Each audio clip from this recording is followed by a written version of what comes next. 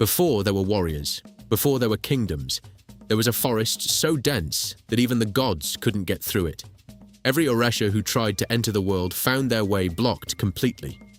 They tried cutting a path, with wood, with stone.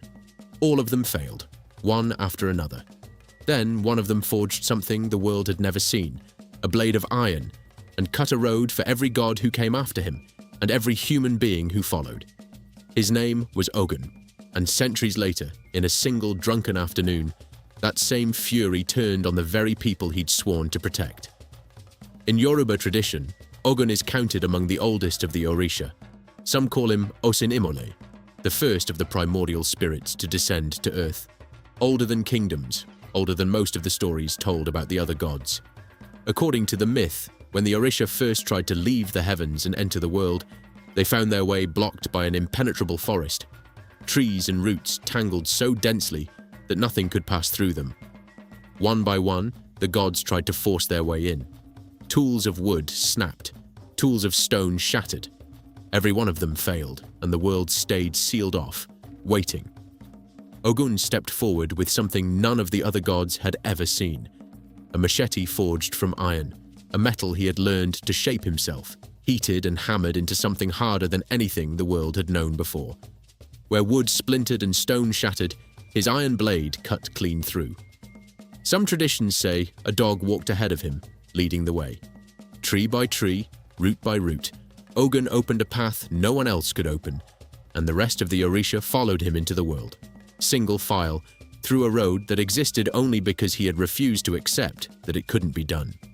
Without that path, the myth says, none of them could have reached Earth at all. Every god who came after him owed him that. Iron became Ogun's whole domain, not just weapons, but every tool that shaped the world.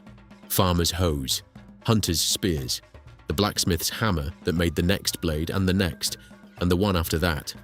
Every craft that depended on metal, every trade that needed something sharper or stronger than what came before, answered to him, whether the people practicing it knew his name or not. Tradition holds that Ogun didn't remain a distant spirit forever. At some point, he walked among people directly, becoming the first king of the town of Ayr, a ruler who could outfight and outbuild anyone who challenged him. As king, he was everything his mythology promised, a warrior who never lost a fight, a provider who armed his people with tools no rival town could match, a protector fierce enough that no enemy dared test Ayr's borders while he ruled it. Neighboring towns knew better than to try. His people didn't just admire him, they depended on him completely. Every blade in every hand in that town, every tool in every field, existed because Ogun had shown them how to forge it in the first place. For years, Ayr prospered under him. Harvests came in heavy, trade routes stayed safe, and no enemy army ever crossed its borders while he stood watch. But Ogun's temperament carried the same intensity as his strength, and it never really cooled down between wars. Even his admirers described him as quick to anger, uncompromising, a warrior first, and a diplomat never. The same force that protected Ayr had never really learned how to sit still or how to stop being ready for a fight that wasn't there. According to the most widely told version of what happened next, recorded by, among others, the Nobel laureate Wole Soyinka, Ogun loved one thing besides iron and war: palm wine. One day, the trickster Orisha Esu, who delighted in testing exactly these kinds of weaknesses, left a full gourd of it sitting in Ogun's path. Ogun drank all of it, every last drop, more than any man or god had any business drinking in one sitting. And in that single reckless afternoon, the same fury that had cut a path for every god in creation, that had made him the greatest warrior Ayr had ever known, turned inward, with nothing left standing in front of it but his own people. Drunk and consumed by rage, Ogun could no longer tell friend from enemy, soldier from stranger, his own people from anyone else's. The same fury that had cleared a road for civilization, that had built a kingdom out of nothing, now tore through the very people that fury had once existed to protect.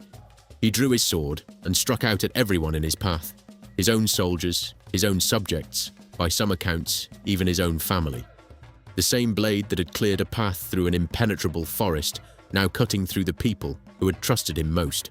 When the fury finally passed, and Ogun saw clearly what he'd done, the bodies of people he had ruled, protected, and armed with his own hands. The myth says he was undone by a grief bigger than any battle he'd ever fought. Some traditions say he turned his sword on himself, unable to live with what he'd done. Others say he didn't die at all, that at a place still called Ira Ikiti today, Ogun simply walked into the earth and disappeared, refusing to remain among the people he'd hurt, promising to answer anyone who called his name, even after everything. It would be easy to leave Ogun's story there, a cautionary tale about power and rage, a god who lost control and paid for it. Neat, simple, over. But that's not where his story actually ends, and it's not how the people who still honor him tell it. Walk into a courtroom in parts of Nigeria today, and you'll find witnesses still swearing their oaths not on a book, but on a piece of iron, invoking Ogun's name. A tradition still treated as genuinely real, still believed to bring real consequences down on anyone who lies before it. Not a museum piece, an active part of how some people define truth-telling right now. Mechanics, engineers, and drivers across Yoruba communities honor him before they start their work, the same way hunters and blacksmiths always have. And it doesn't stop at Nigeria's borders either, carried across the Atlantic during the slave trade. He's still worshipped today as Ogou in Haiti, as Ogum in Brazil, as Ogun in Cuba. To all of them, he was never just a myth about the past. He's the reason anyone can work metal at all, and the reason that work still means something. Every warrior we've told you about on this channel, every spear, every blade, every piece of iron in their hands, from Shaka's Iklwa to a Mongol sword, belonged, in Yoruba tradition, to Ogun first. He built the road. He also nearly destroyed everything on it. Both things are true, and neither one erases the other. If you want to see the goddess, the other orisha couldn't succeed without Osun is next. Subscribe so you don't miss it.